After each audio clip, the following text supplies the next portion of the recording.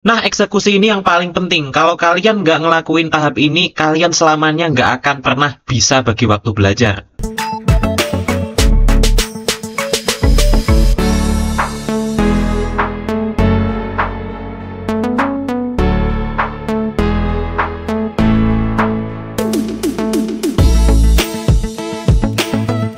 Assalamualaikum warahmatullahi wabarakatuh. Kita kembali lagi di video TTL Indonesia. Dan di video kali ini, admin akan bagikan tips kepada kamu bagaimana caranya membagi waktu belajar UTBK dengan kesibukan di sekolah. Buat kamu yang sampai saat ini masih susah untuk membagi waktu belajar dengan tugas-tugas atau ujian di sekolah, semoga video ini bisa membantu kamu. Buat teman-teman, jangan lupa kasih like dan subscribe ke channel ini untuk mendukung admin memproduksi video-video berikutnya. Oke teman-teman, kita langsung masuk ke bahasan utamanya. Setidaknya ada 3 tahapan yang harus kalian lalui supaya kalian bisa membagi waktu belajar itu dengan baik. Yang pertama tentang posisi, yang kedua tentang rencana, dan yang ketiga tentang eksekusi. Apa yang dimaksud dengan ketiga hal itu? Oke, kita bahas sekarang. Nomor 1 adalah ketahui posisi kamu saat ini. Tanyakan ke dalam diri kamu, apakah kamu udah tahu materi apa aja yang keluar di UTBK? Karena banyak banget orang yang nggak mulai-mulai belajar karena dia bingung materinya apa aja, dan akhirnya dia akan males belajar. Selanjutnya, materi apa aja sih yang belum kamu pelajari atau belum selesai? Nah, untuk menjawab 2 hal ini, admin punya cara untuk kalian. Kalian buka aja tracker UTBK by TTL yang linknya udah ada di layar atau deskripsi. Nah, di tracker UTBK ini, kalian bisa mengecek materi apa saja yang keluar di UTBK pada setiap subtes. Jadi, kalian bisa mengatur bagaimana cara belajar kalian dengan melihat materi-materi yang ada. Mau subtes PU, PBM, PKPM, semuanya ada teman-teman. Kalian cek aja materi apa yang sudah dan belum kalian pelajari selama ini. Dan kalau bisa, kalian perkirakan sudah berapa persen progres belajar UTBK kalian sampai detik ini. Caranya tinggal kalian centang-centang aja materi di setiap subtes yang kalian udah pelajari dan kalian udah latsol. Nah, nanti persentasenya akan bertambah tuh. Jadi kalian tahu posisi kalian. Yang kedua adalah membuat rencana mingguan.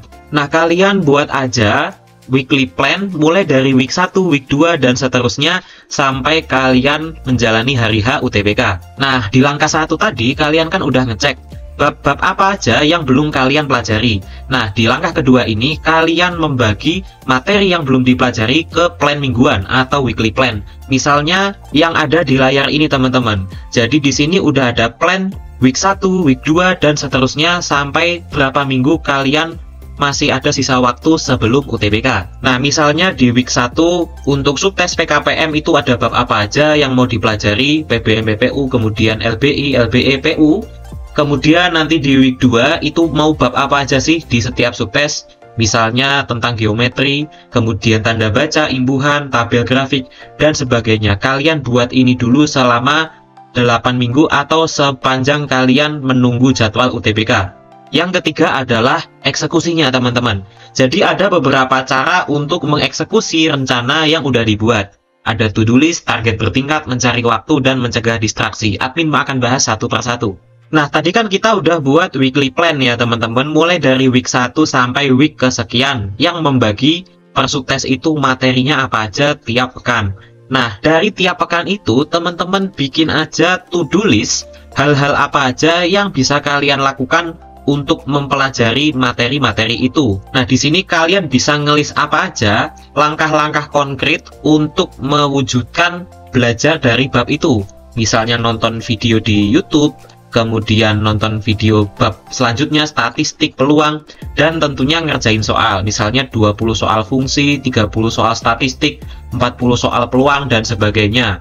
Lanjut di subtes yang lain, misalnya untuk PBM sama PPU, kalian nonton YouTube tentang materi ini, dan juga ngerjain soal materi ini, materi itu, dan sebagainya. Nah, kalian buat to-do list kayak gini, yang skala waktunya itu 1 minggu teman-teman, bukan harian. Nah, ini enaknya kalau teman-teman itu bikin jadwal belajar itu mingguan, bukan harian. Karena kalau teman-teman bikin jadwal belajar itu harian, dan teman-teman skip 1 hari, itu pasti teman-teman bakal ambiar. mungkin besoknya akan males karena teman-teman harus bayar hutang hari sebelumnya.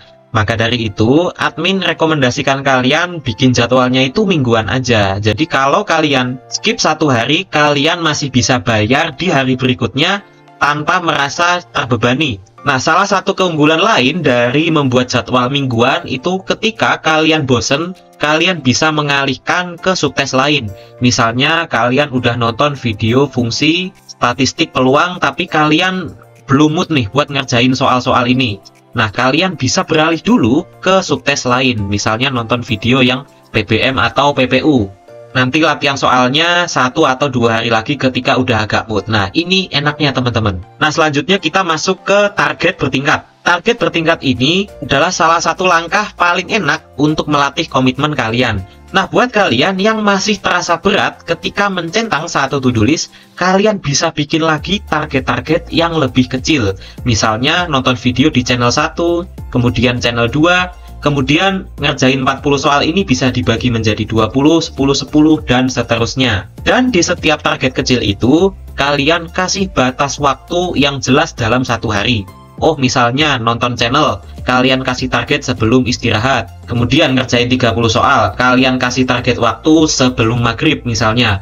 Kemudian 10 soal sama video statistik sebelum tidur. Nah, cara itu bisa membuat kalian tidak terbebani dengan target kalian, dan bisa melatih cara kalian berkomitmen dengan rencana. Selanjutnya, kalian mencari waktu, potensi waktu yang kalian bisa manfaatkan buat belajar. Nah, ini yang penting. Jadi dalam sehari, sebelum kalian beraktivitas, kalian catat waktu yang potensial buat kalian manfaatin buat belajar. Mulai dari pagi, misalnya sehabis subuh, kemudian sebelum berangkat sekolah, kemudian siang hari, jam kosong sama istirahat, sampai kalian sebelum tidur. Nah, waktu-waktu itu yang harus kalian manfaatkan. Meskipun hanya bisa memanfaatkan 5 menit, tapi itu berarti banget teman-teman.